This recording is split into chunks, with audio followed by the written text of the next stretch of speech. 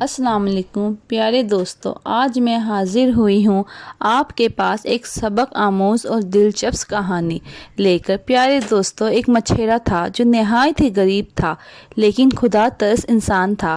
اس کا روز کا معمول تھا کہ وہ مچھلیاں پکڑتا اور ان کے 3 حصے کرتا، ایک حصہ اپنے لیے رکھتا، ایک حصہ غریبوں کے لیے اور ایک حصہ اللہ کی راہ میں دے دیتا۔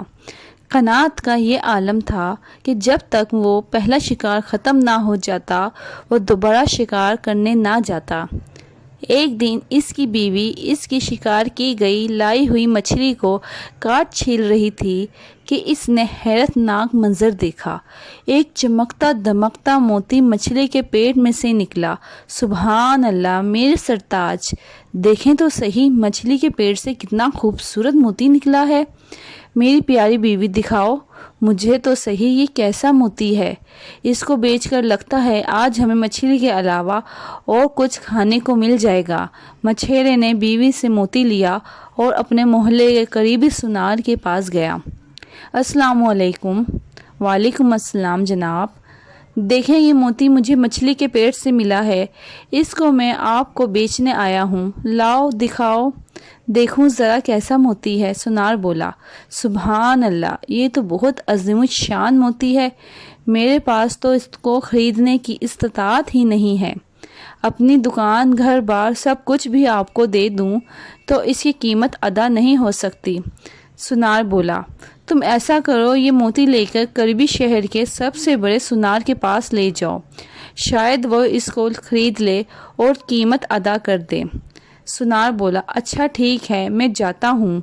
سونار نے کہا، اللہ تمہارا حامی و ناصر ہو اور تمہاری ہر جگہ مدد کرے۔ یہ بول کر سونار چپ ہو گیا۔ مچھیرا قریبی شہر کے سب سے بڑے سونار کے پاس گیا، اس کو سارا قصہ سنایا۔ سونار نے کہا، لاؤ دکھاؤ ذرا مجھے، میں بھی دیکھوں کیسا موتی ہے۔ موتی دیکھنے کے بعد سونار بولا، اللہ اکبر، کیسا شاندار موتی ہے۔ میرے پیارے بھائی، میرے پاس تو اس کو خریدنے کی استطاعت ہی نہیں ہے، لیکن ایک حل ہے میرے پاس۔ تم ایسا کرو، شہر کے والی کے پاس چلے جاؤ، وہی اس کو خریدنے کی استطاعت رکھ سکتا ہے۔ مدد کا شکریہ، میں چلتا ہوں شہر کے والی کے پاس۔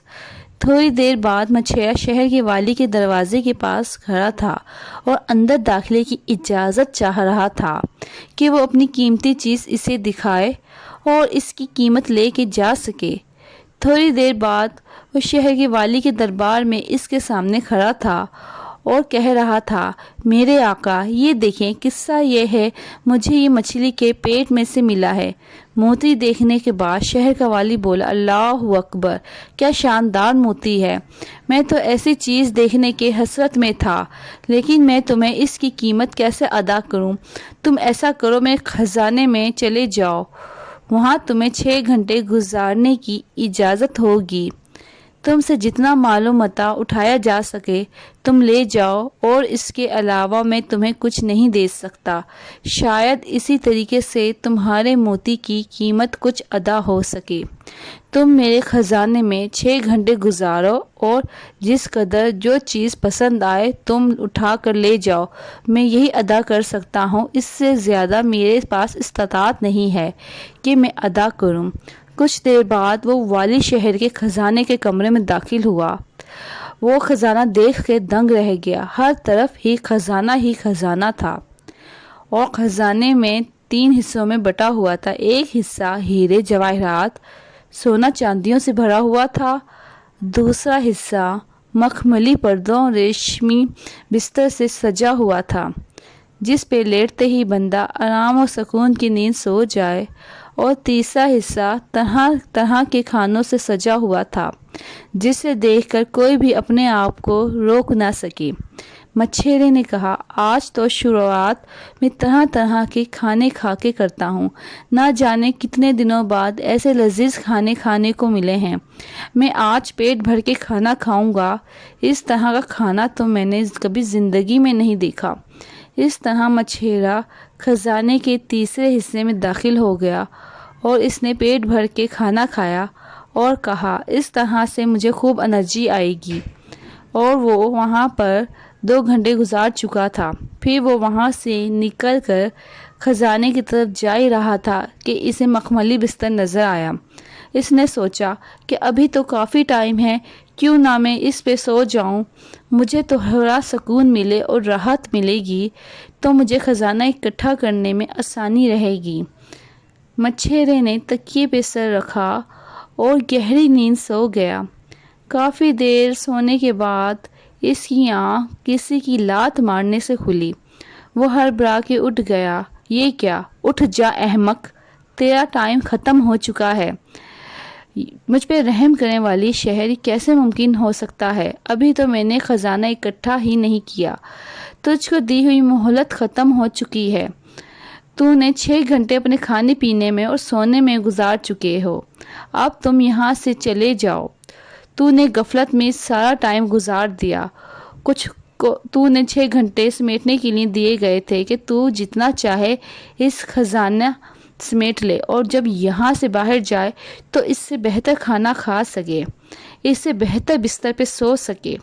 لیکن تو سمجھا شاید ایسا ممکن نہ ہو، اور تو نے یہ وقت گزار دیا۔ اب یہاں سے چلا جا۔ نہیں محترم، مجھ پہ رحم کریں، تھوڑی اور مہلت دے دیجئے۔ لیکن والی شہر کے درباریوں نے اسے دھکے دے کر دربار سے نکال دیا اور وہ روتا پھرتا خالی ہاتھ واپس گھر آ گیا۔ محترم ناظرین، کہانی یہاں پر ختم ہو جاتی ہے، لیکن عبرت والوں کے لیے اس میں ایک عبرت چھپی ہوئی ہے۔ اس مچھیرے کی طرح غفلت میں پڑے ہوئے تو نہیں ہے، اور اس مچھیرے کی طرح دنیا کے کنویں میں غفلت سے سوئے ہوئے تو نہیں ہے۔ میرے محترم دوستوں، ساری کائنات کے بادشاہ نے ہمیں مہلت دی ہوئی ہے کہ ہم جتنا چاہے یہاں پر نیکیاں اکٹھی کر لیں، تاکہ آخرت میں ہمیں اس کا انعام دیا جا سکے۔ اور پیارے دوستوں، ہمیں کل جہان کے بادشاہ نے مہلت دی ہوئی ہے، اس لیے ہمیں چاہیے کہ ہم اس مہلت کا فائدہ اٹھائیں اور کہانی کے مچھیرے نہ بن جائیں، تاکہ ہماری آخرت سنور جائے۔ اس لیے ہمیں اس مہلت کہانی سے نصیحت لینی چاہیے کہ اس مہلت کا فائدہ اٹھائیں اور اچھے اعمال کریں، کیونکہ بادشاہ کی دی ہوئی مہلت ایک نہ ایک دن ختم ہو جانی ہے، اور ہمارے اعمال کے ہی ذریعے ہمیں اچھا اور برا فیصلہ ہونا ہے۔ اس لیے اس کہانی سے اچھا سبق لیں، اور اب ہم کو اجازت دیجیے، اگلی دفعہ بہتر کہانی لے